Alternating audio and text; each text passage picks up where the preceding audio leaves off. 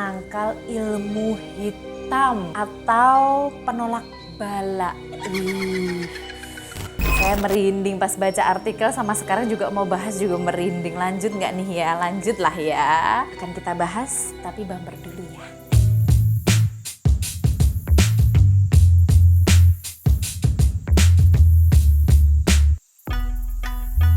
Halo Lur, apa kabar? Semoga dalam keadaan sehat, bahagia, dan sejahtera. Amin. Jangan lupa selalu support channel kami, channel Kebun Raya, dengan subscribe dan like juga komen video-video kami. Oke, yang sudah subscribe dan sudah like, terima kasih ya. Terima kasih banyak. Selamat datang di channel Kebun Raya.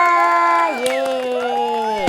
Sedulur semua, saya akan mengangkat isu yang terjadi di toko Kebun Raya ya. Akhir-akhir ini itu ada beberapa customer tercinta yang setiap harinya pasti ada yang nyari atau nanyain tanaman bidara. Jadi memang toko Kebun Raya kan jual tanaman obat keluarga termasuk tanaman bidara ini. Tapi biasanya paling seminggu atau beberapa hari sekali lakunya. Nah, 1-2 minggu ini tuh hampir tiap hari tuh ada yang beli, ada yang beli. Saya jadi kayak, ini ada apa ini? Kok ada yang nyari tanaman bidara ini gitu. Jadi dalam hati bukan gak mensyukuri karena laku ya, tapi jadi apa ada aku kurang update, aku kurang info gitu. Saya browsing karena saya pikir kan biasanya kalau banyak yang cari kan lagi tren, kayak sempet kayak Wijaya Kusuma atau kemarin-kemarin itu ada kayak bambu hoki itu sempet rame juga kan kemarin-kemarin. Nah ini sekarang ini tuh tanaman bidara. Nah saya coba browsing kan di rumah. Saya coba cari artikelnya, searching. Ternyata saya lumayan kaget nih sama hasil browsingan saya ini. Dan konon katanya tanaman bidara ini banyak yang percaya ya, ini banyak yang percaya. Tanaman bidara ini berasal dari surga dan bisa juga sebagai tanaman penangkal ilmu hitam atau penolak bala. Wih. Saya merinding pas baca artikel, sama sekarang juga mau bahas juga merinding. Lanjut nggak nih ya? Lanjut lah ya. Wow, menarik bukan sedulur semua? Tanaman tapi bisa juga sebagai penangkal ilmu hitam atau gangguan goib lainnya. So, sedulur semua, saya akan bahas 5 jenis tanaman yang dipercaya sebagai penangkal gangguan goib atau pengusir jin, setan, dan hal-hal yang negatif, aura-aura negatif lainnya.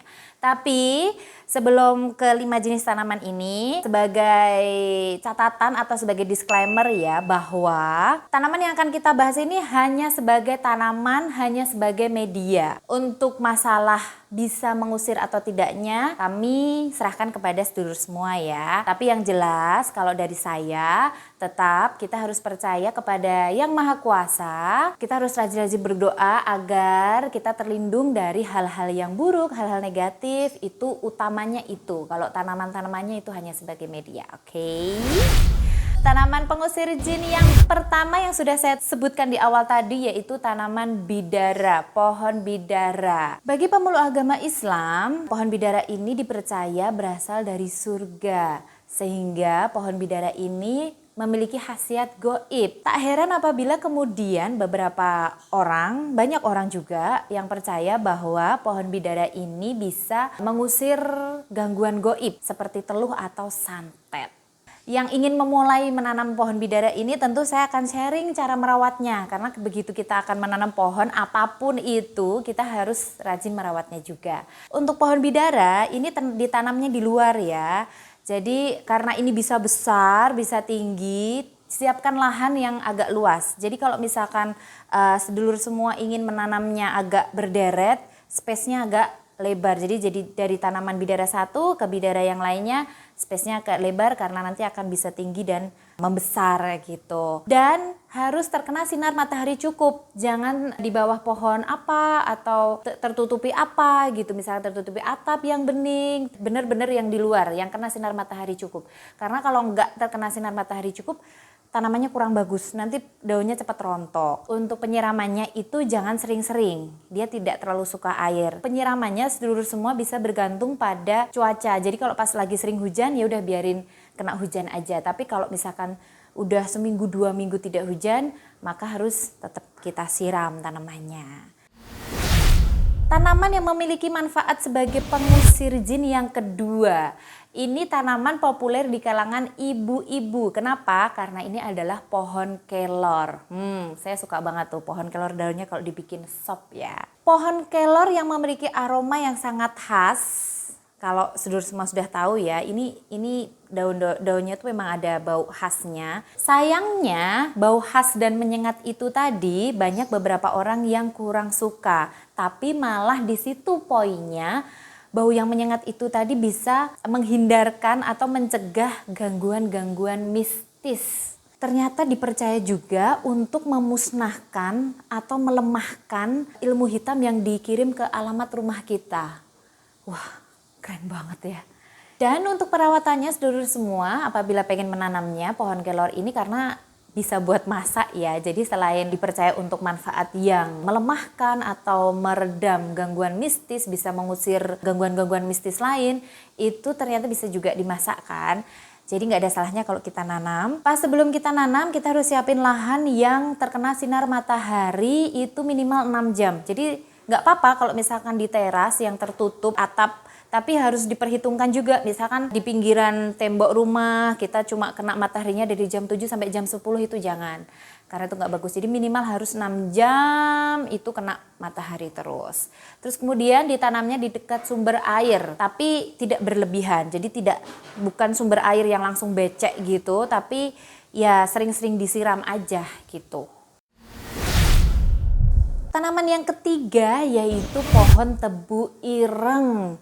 Banyak penduduk di daerah Jawa yang percaya bahwa menanam pohon tebu ireng ini di depan rumah ya, itu bisa melindungi rumah dari gangguan goib. Dan ada juga yang bilang nih ya, kalau pohon tebu ireng ini khasiatnya pengen yang ampuh atau maksimal nih dalam melindungi rumah dari gangguan goib itu tadi, pilihlah pohon tebu ireng yang daunnya juga berwarna hitam. Jadi sama-sama berwarna hitam, batangnya yang buahnya batang itu hitam, yang daunnya itu juga berwarna hitam. Itu yang khasiatnya ampuh untuk melindungi rumah dari gangguan goib. Pohon tebu ireng ini sebaiknya itu ditanam di halaman rumah. Jadi ditanam berjajar selayaknya pagar rumah lah ya, kalau pengen maksimal. Tadi selain daunnya berwarna hitam juga, itu cara peletakannya itu menanamnya di depan rumah, di halaman rumah. Dan untuk perawatannya pada saat sedulur beli atau pada saat pertama memindahkan si tanaman tebu ireng ini, itu harus sering-sering disiram. Jadi bisa dibilang kalau sering-sering disiram ini sehari 2 kali lah ya untuk penyiramannya. Jadi itu dia akan cepat tumbuh subur.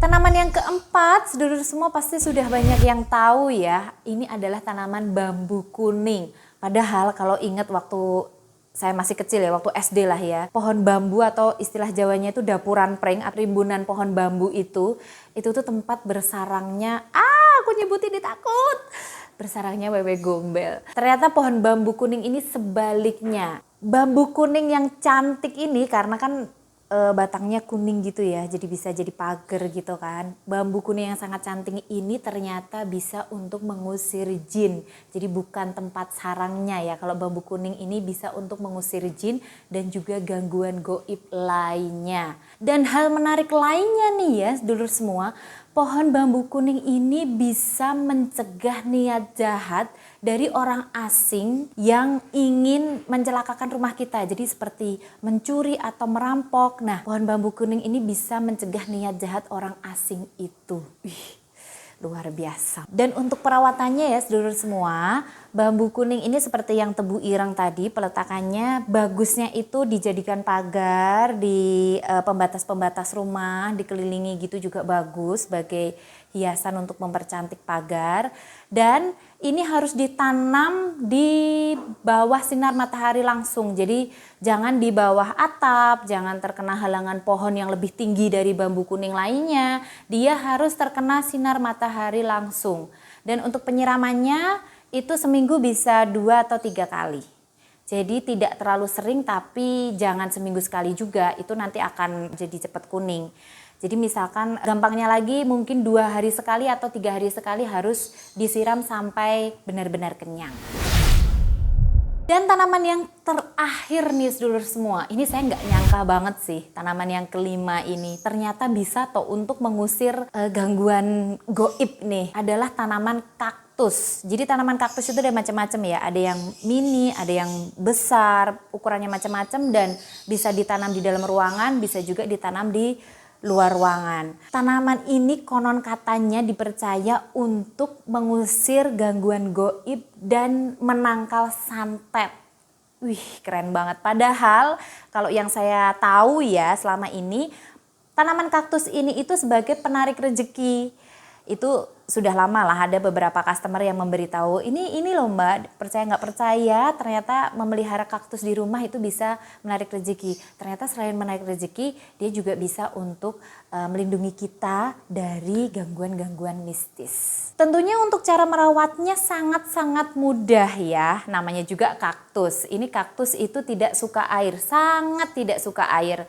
Gampang aja kalau misalkan ditanam di dalam rumah atau mau di dalam rumah atau di luar rumah, mau di pot atau langsung diliarkan di halaman, itu kita tinggal cek aja. Kalau memang sudah kering, benar-benar kering, itu baru kita siram. Tapi kalau belum kering banget, jangan kita siram. Karena dia memang nggak suka air ya. Jadi ini satu jenis tanaman pengusir ilmu hitam atau gangguan goib yang minim sekali perawatan. Dan ditanamnya juga bisa di mana-mana. Bisa di dalam ruangan, juga bisa di luar ruangan. Dan untuk peletakannya ini sebagai catatan ya buat sedulur semua, kalau kaktus apabila memang ada yang di dalam ruangan, dia harus tetap kena matahari cukup. Salah satu alternatifnya bisa diletakkan di pojok dekat jendela biar terkena sinar. Tapi kalau memang enggak, misalkan di dalam ruangan yang di tengah agak ke tengah gitu, kita bisa 3 hari sekali atau 5 hari sekali kita keluarkan pohon kaktusnya biar dapat matahari cukup, baru kita masukin lagi di dalam rumah. Itulah sedulur semua 5 jenis tanaman yang bermanfaat sebagai penangkal ilmu hitam, pengusir jin, setan yang jahat, atau sebagai pelindung kita atau pelindung rumah kita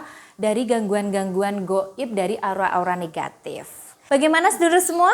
Percaya atau nggak percaya? Atau bahkan ingin menanamnya? Nah, percaya apa nggak percaya itu kembali ke sedulur semua ya. Tapi kalau bagi saya ya, kenapa enggak kita tanam aja. Misalnya kita memang suka, bentuk pohonnya juga bagus-bagus. Apalagi tadi yang tebu ireng atau bambu kuning bisa untuk pagar rumah, bisa untuk pembatas rumah yang cantik. Itu kenapa enggak? Saya tetap akan mengajak seluruh semua untuk melestarikan hobi tandur menandur. Jadi selain hobi tandur menandur, tapi juga kita harus rajin merawatnya juga ya. Manfaat-manfaat yang seperti tadi saya sebut itu hanya sebagai bonus aja. Semoga bermanfaat sharingnya kali ini. Jangan lupa selalu support channel Kebun Raya dengan subscribe, like, dan komen video-video kami. Sampai jumpa.